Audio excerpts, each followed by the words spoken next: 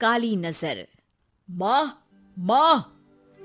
अरे क्या माँ माँ कर रहा है? बकरी का बच्चा है क्या? अरे माँ, मजाक छोड़ो। मुझे फाइनली वो मेन चौराहे वाली दुकान मिल गई है। अब देखना, आपका बेटा दुगनी स्पीड से पैसा कमाएगा। ओफो, ये क्या? मेरी ऑनलाइन मेकअप क्लास चल रही है। इतनी जोर से क्यों बोल रहे हो आप दोनों? अरे मेरी धर्म पत्नी जी, मेकअप क्लास बाद में करना। वो चौराहे वाली दुकान मिल गई है हमको। अरे वाह! रुको, मैं अपनी माँ को फोन लगाकर बता देती हूँ। अरे मैं भी अपने रिश्तेदारों को बता देती हूँ। कितनी खुशी की बात है। हाँ हाँ, मैं भी अपने दोस्तों को बता देता हूँ। 1 हफ्ते बाद रजिस्ट्री है। बस घर में खुशी का मौका था।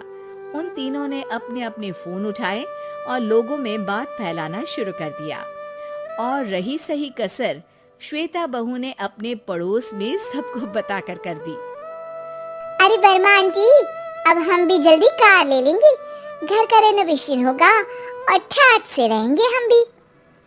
अरे ऐसा क्या हुआ? लॉटरी बाटरी लग गई है क्या? अरे इस बार चौराहे वाली मॉल में हमको भी दुकान मिल गई है। दुकान नंबर 21, जो एकदम चौराहे पर है। अब ग्राहक बढ़ेंगे तो आमदनी भी बढ़ेगी ही ना। अरे वाह, कितनी खुशी की बात है। मैं बहुत खुश हूँ तुम्हें इतना खुश देख के।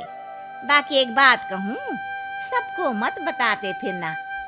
किसी की नजर लग जाएगी तो खुशी की खबर वापस लौट जाएगी। हैं? ऐसे थोड़ी ना होता है। अब डरा रही हूँ।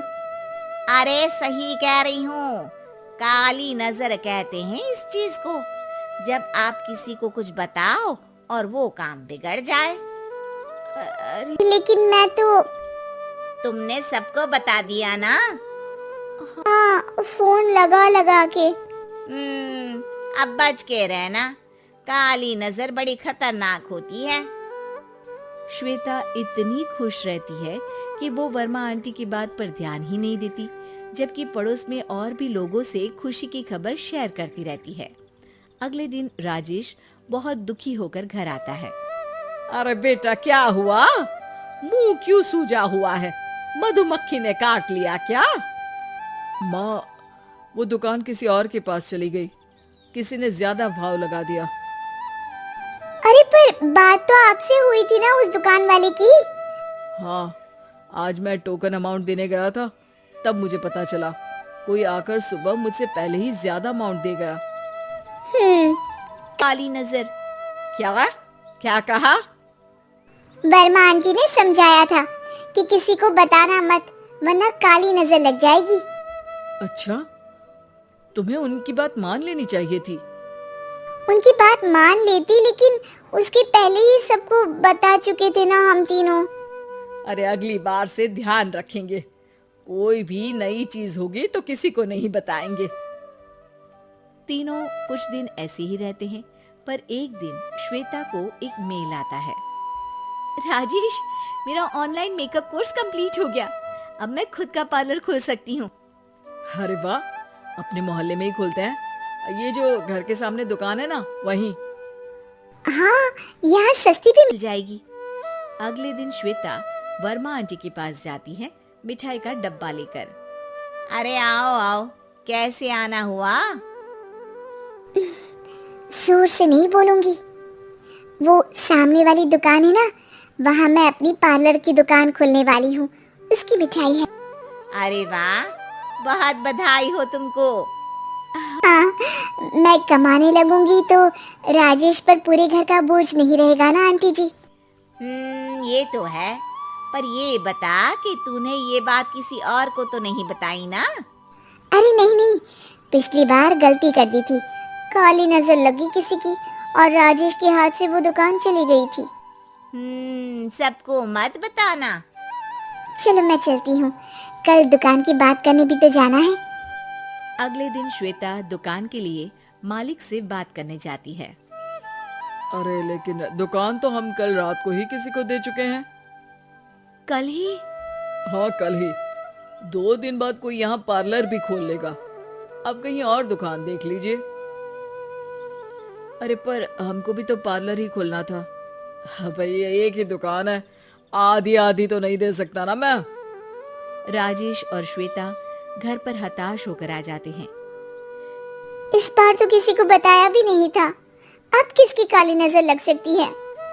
सुनो, तुमने माँ को बताया था क्या? अरे कैसी बात कर रही हो, माँ की नजर थोड़ी ना लगेगी। पक्का तुमने किसी को नहीं बताया था ना? सिर्फ वर्मा आंटी को बताया था, उन्होंने ही मुझे किसी को नहीं बताने को कहा। अरे यार, तुम भी सही हो, मेरी माँ को नहीं बताने को कह रही हो, पर वर्मा आंटी को बताना तुम्हें जरूरी लगा। अरे वर्मा आंटी ने ही तो काली नजर के बारे में बताया था ना, वो हमेशा हमारा भला ही तो चाहती है। मेरी माँ भी हमारा भला ही चाहती है। अरे पर चिल्ला क्यों रहे हो? बात नहीं कर सकते क्या आराम से? नहीं आता वो आराम से बात करना, और करना भी नहीं चाहता हूँ मैं। दुकान जाने का दुख गुस्से में बदल गया था और राजेश और श्वेता में बात बंद हो गई थी। 2 दिन बाद मोहल्ले में पार्लर का इनॉग्रेशन हुआ, जिसमें मोहल्ले के सभी लोगों को बुलाया गया, पर श्वेता, राजेश और माँ नहीं जाते। माँ, अंदर आ जाओ, क्या देख रही हो? अरे नया पार्लर देख रही हूँ अपने आंगन से। देखो, माँ को दूसरे का सुख देखने में कितना मजा आ रहा है, मेरा दुख नहीं दिख रहा इन्हें। यह मेरा पार्लर भी तो हो सकता था। अरे चुप रहो यार, हर बात में लड़ाई क्यों ढूंढ रही हो? राजेश और श्वेता फिर बहस करने लगते थे।